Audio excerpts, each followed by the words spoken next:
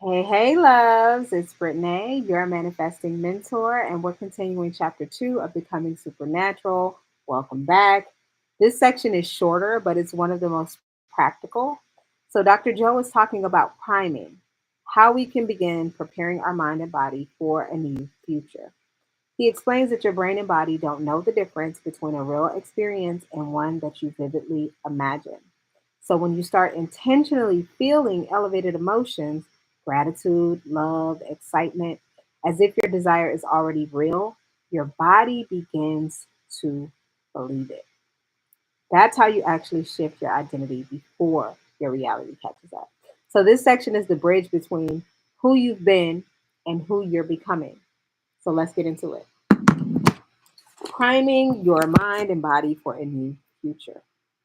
If you are familiar with my work, you know that I am in love with the concept of mental rehearsal. Me too, y'all. I'm fascinated by how we can change the brain as well as the body by thought alone. Think about that for a moment.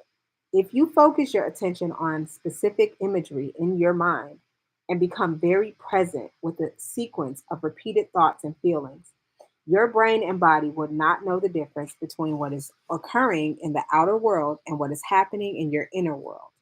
So, when you're fully engaged and focused, the inner world of imagination will appear as an outer world experience, and your biology will change accordingly. That means you can make your brain and body look as if a physical experience has already happened without having an actual experience. What you put your attention on and mentally rehearse over and over again not only becomes who you are from a biological perspective, it also determines your future. So, whatever's happening in your life that you don't like, ask yourself, what am I constantly rehearsing in my head? Whether it's a conversation with someone, whether it's how you're going to react to a bill or an email, you're rehearsing something all the time. Here's a good example. A team of Harvard researchers took a group of volunteers who had never played the piano and divided the group in half. One half practiced a simple five-finger piano exercise for 2 hours a day, for 2 hours a day over a period of 5 days. The remaining half did the same thing, but just by imagining they were sitting at the piano without physically moving their fingers in any way. The before and after brain scans showed that both groups created a dramatic number of new neural circuits and new neurological programming in the region of their brains that controls finger movements, even though one group did so by thought alone. Think about this. The folks who mentally rehearsed the actions had brains that looked like the experience had already happened, even though they never lifted a finger. If you were to put them in front of a piano after 5 days of mental rehearsal, many of them would be able to play the exercise they imagined pretty well, even though they had never before tickled the ivories.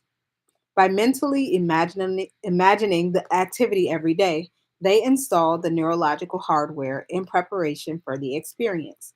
They repeatedly fired and wired those brain circuits with their attention and intention, and over time, the hardwire became an automatic software program in their brains, and it became easier to do the next time.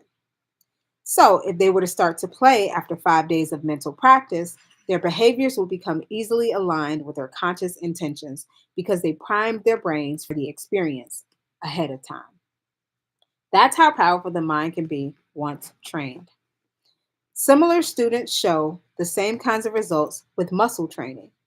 In a pioneering study at the Cleveland Clinic, 10 research subjects between the ages of 20 and 35 imagined flexing one of their biceps as hard as they could in 5 training sessions a week for 12 weeks. Every other week, the researchers recorded the subjects' electric their electrical brain activity during their sessions and measured their muscle strength. By the end of the study, the subjects had increased their bicep strength by 13.5%, even though they hadn't actually been using their muscles at all. They maintained this gain for 3 months after the training session stopped. More recently, a research team made up of scientists from the University of Texas at San Antonio, the Cleveland Clinic, and the Kessler Foundation Research Center in West Orange, New Jersey, asked subjects to visualize contracting their elbow flexor muscles. As they did so, they were instructed to urge the muscles to flex as strong and hard as possible, adding a firm intention to their strong mental energy for 15-minute sessions, 5 days a week for 12 weeks. One group of subjects was instructed to use what is called external or third person imagery, imagining themselves performing the exercise by observing themselves in a scene in their heads separate from the experience, like watching a movie of themselves. A second group was instructed to use the internal or first person imagery, imagining that their bodies as they existed right then in real time were doing the exercise, making it more immediate and realistic. A third group, the control, did no practice. The group using external imagery, as well as the control group, showed no significant change. But the group using internal imagery showed a 10.8% increase in strength. Another team of researchers from Ohio University went so far as to wrap the wrists of 29 volunteers in surgical casts for 1 month, ensuring they wouldn't be able to move their wrists even unintentionally. Half the group practiced mental imagery exercises for 11 minutes a day, 5 days a week, imagining they were flexing their immobilized wrist muscles while actually remaining completely still. The other half, the control group, did nothing. At the end of the month, when all the casts came off, the muscles of the imagery group were twice as strong as those of the control group. Each of the three muscle studies shows how mental rehearsal not only changes the brain, but can also change the body by thought alone. In other words, by practicing the behavior in their mind and consciously reviewing the activity on a regular basis, the bodies of the subjects looked like they had been physically performing the activity, and yet they never did the exercise. Those who added the emotional component of doing the exercise as hard as possible to the intensity of the mental imagery made the experience even more real and the results more pronounced. In the piano playing study, the brains of the research subjects looked as though their experience they had imagined had already happened because they had primed their brains for that future.